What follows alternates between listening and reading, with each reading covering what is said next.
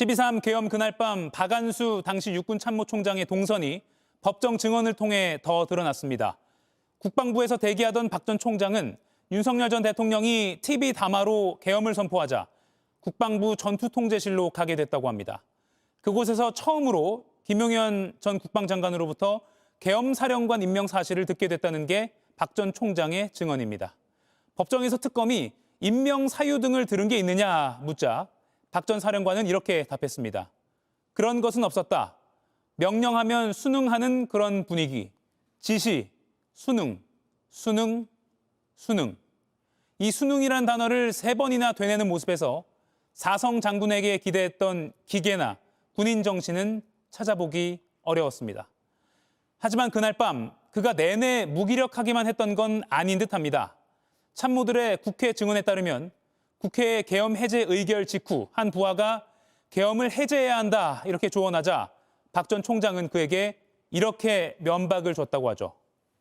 일이 되도록 해야 하는데 일머리가 없다. 나라와 국민을 지키는 군인의 본분보다 계엄 완수를 위한 일머리가 먼저였던 사성 장군. 순응과 독단 사이 그 어디쯤 서 있었을 사성 장군의 초라한 모습. 오늘 한 컷이었습니다. 오늘 법정에선 전직 대통령과 전직 계엄사령관이 1년 만에 마주 앉았습니다. 박안수 전 육군참모총장은 계엄 당시 특전사 헬기의 국회 출동이나 체포조 업무 같은 상세한 보고를 받은 기억이 없다며 책임을 회피했습니다. 김혜리 기자입니다.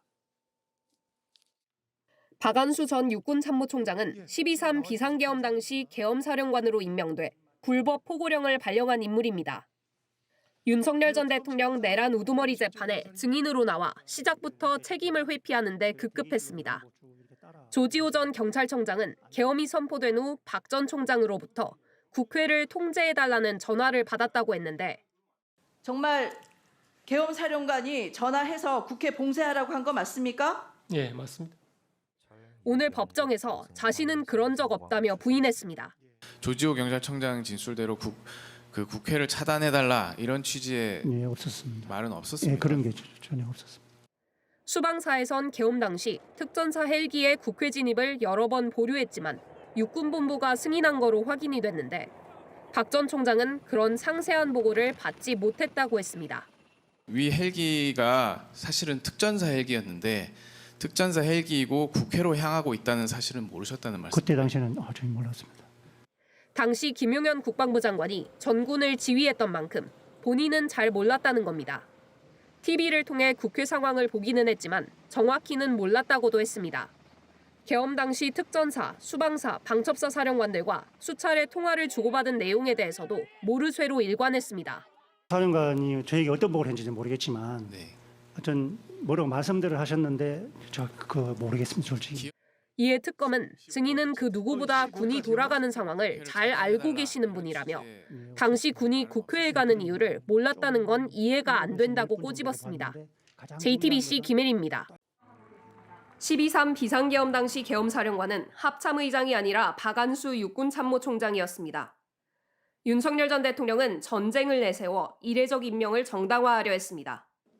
군령권이 합참의장에게 있어 전시엔 합참의장이 계엄 사무를 도맡기 어렵다는 논리입니다. 윤 전 대통령은 북한과 대치된 나라에서는 합참의장이 각군을 지휘해서 유사시를 대비해야 한다고 했습니다. 전면전이 아니라 국지전이라도 벌어진다면 합참의장은 계엄사령관을 할 수 없다고도 했습니다. 계엄 실무 편람에는 계엄을 예방적으로 선포할 수 없다고 돼 있지만 매뉴얼을 꼭 지켜야 하는 건 아니라며 평화적 메시지 계엄이었다는 주장도 되풀이했습니다. 윤 전 대통령 측은 탄핵 심판 등에서 경고성 계엄을 강조하며 오히려 계몽령이란 주장을 해왔습니다. 저는 계몽되었습니다. 윤 전 대통령은 합참의장의 전시 역할까지 거론했지만 박안수 계엄사령관은 당시 전방부대 인원 차출을 고려했던 거로 파악됐습니다. 국회에 있는 병력들이 밀린다고 한다면서 전방에 있는 부대에서 병력을 빼야 할 것 같은데 검토해보자고 계엄 상황실에 모인 참모들에게 지시한 겁니다. 또 계엄 당시 9.3의 육군 이기갑 여단장은 판교에 있는 정보사 사무실에서 대기 중이었습니다. 이 때문에 탱크를 모는 부대까지 동원하려 했다는 의혹도 제기됐습니다. 유사시 북수뇌부 제거 임무를 맡는 707 특임단 등 대테러 부대원들은 국회에 실제로 투입됐습니다. JTBC 김혜리입니다.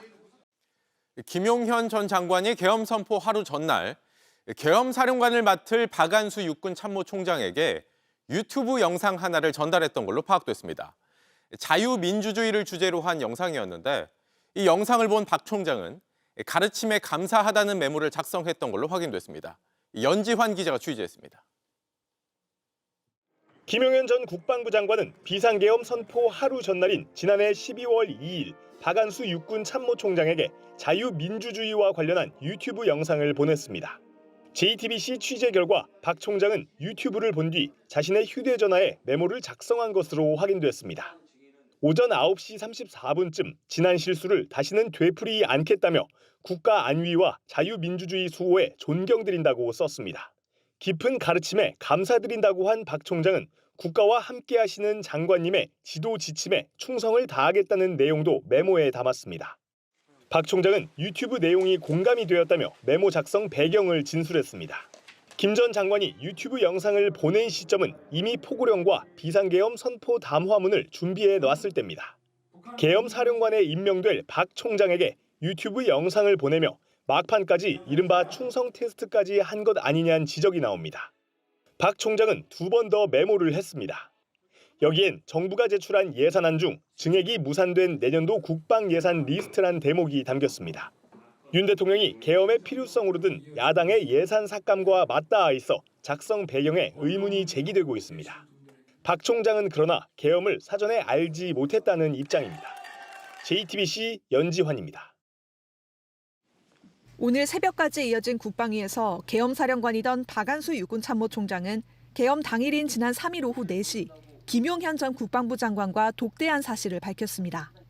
이 자리에서 김 전 장관이 박 총장에게 저녁 9시 40분까지 장관 대기실에 와 있으라고 지시했다는 겁니다. 야당에서는 계엄 즉시 움직이기 위한 것 아니냐고 물었지만 이를 부인했습니다. 그러면서도 어떤 대화가 오갔는지는 구체적으로 밝히지 않았습니다. 2등분 1등분도 아니고 아무 이유 없이 육군 총장을 대기시켜라? 바쁘셔서 보고도 정확하게 받지 못하셨고 전화를 굉장히 많이 하고 계셨습니다. 박 총장은 앞서 국회 병력 투입도 사전에 몰랐다고 밝힌 바 있습니다. 그러면서도 정작 특전사 헬기가 국회로 향하던 당시 서울 상공 비행금지 구역을 통과할 수 있게 승인한 건 본인이었다고 했습니다. 제가 전화를 받았습니다. 긴급 상황이라서 들어가는 헬기가보다 알았다. 제가 그렇게 얘기해서 아마 승인된 걸로 내려간 걸로 이해가 됩니다. 박 총장이 사전에 계엄을 알고 있었는지 국회 병력 투입에 가담했는지 밝혀져야 할 대목입니다. 국회에서 이미 계엄 해제 표결이 끝난 뒤 행적도 확인할 필요가 있습니다. 박 총장은 새벽 1시 반쯤 합참 건물 지하 전투통제실 내부 결심지원실에서 윤 대통령, 김 전 장관과 셋이 함께 있었다고도 했습니다. 결심지원실은 전투통제실 안에 마련된 벙커 안 벙커로 극소수 인원만 들어가 회의를 하는 공간입니다. 이곳에서 국회법 법령집 등을 가지고 약 30분가량 논의를 이어간 것으로 전해집니다. 또 박 총장은 이날 새벽 3시엔 계엄사 참모진을 구성하려고 육군본부 부장들을 버스로 서울로 이동하도록 지시했다고 했습니다. JTBC 김재현입니다.